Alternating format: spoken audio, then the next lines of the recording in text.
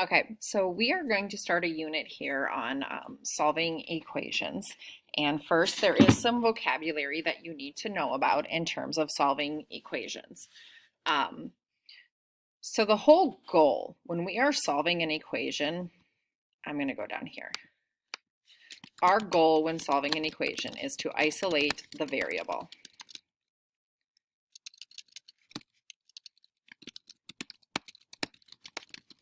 Okay, you want the variable all by itself, and you'll see what that means when we get there. So basically, if there's anything by the variable, you would have to get rid of it. So for example, if I have x plus 3 equals 5, which I know a lot of us can do in our heads, but we're not going to do it in our heads. We're going to do the process.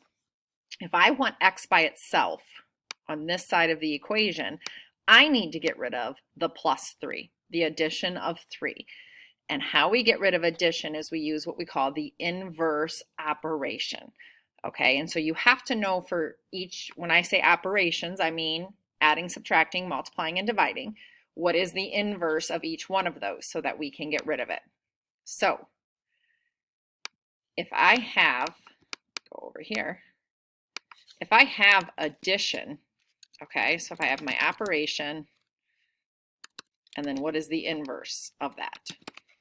Okay, so if I have addition, the inverse of that is subtraction. That sign didn't come up very well. And vice versa, if I have subtraction, the inverse of that is the addition. Okay, so if I have addition and I want to get rid of it, I'm going to use subtraction. If I have subtraction and I want to get rid of it, I'm going to use addition. And then we go into multiplication. The inverse of multiplication is division, and vice versa, the inverse of division is multiplication. I'm putting my L on the wrong spot, but that's okay. And so that's what you're going to use to undo, and you will see that as we get into more equations. So we just talked about the additive inverse. So what is the inverse of addition? We talked about is subtraction. Now there is another additive inverse, and that is the opposite. We've talked about opposites before, last unit. It's up here somewhere. But an opposite is the positive or negative. So like the opposite of 5 would be, of course, negative 5.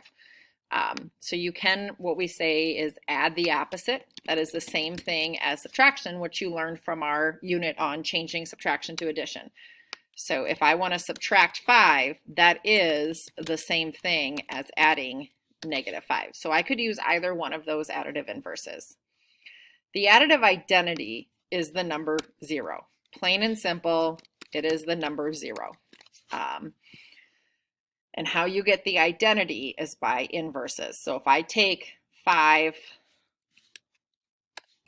plus negative 5, I'm always going to get 0. If I take negative 100 plus 100, I'm always going to get 0. If I take 10 minus 10, I get 0. So using the inverse gets us the identity. So we talked up there, the multiplicative inverse is, of course, division. So that's the inverse of multiplication we're talking. But you can also multiply by the reciprocal. Remember, we talked about reciprocals are flipping the fraction. So when I divide by 2, remember, if you were thinking keep it, change it, flip it.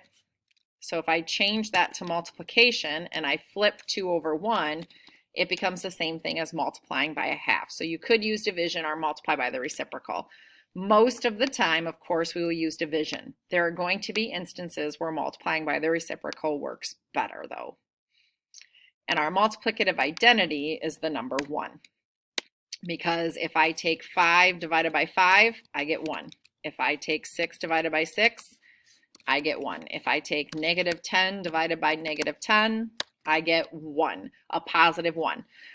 So again, when you use inverses, you get the identity. The reason this is the identity is anything times 1 is itself. Oops, hit the wrong button. Times 1 is itself. Negative 100 times 1 is negative 100. And same thing with 0 up here. Anything plus 0 is itself. 3 plus 0 equals 3. 2 plus 0 equals 2. So it's identity because on the other side, it sees itself. The multiplication property of equality and the addition property of equality. Basically what this is saying is whatever you do to one side of an equation, you do to the other. So if I have 3 plus 2 equals 5, and I decide to add 9 to this side, in order to keep the scale balanced, I would have to add 9 to that side. The idea of a balanced scale is incredibly important when we begin solving equations. So here's an example of an equation. X plus 3 equals 5. So again, if I want to isolate the variable and get rid of this plus 3, I need to either subtract 3 or add negative 3. And because I add negative 3 to this side, I have to add it to that side. Now, this is going to equal 0. Using the inverses gives me the identity. So now I have x plus 0, and on this side, you just do the math. 5 plus negative 3 equals 2. And then anything plus 0 is itself, so we're down to x equals 2. So that's the addition property of equality. The multiplicative property of equality is the exact same thing except with multiplication. Whatever you do, it's still the balance scale. If I multiply one side by something, I have to multiply the other side by something. You will see all of this come up in the videos on how to actually solve.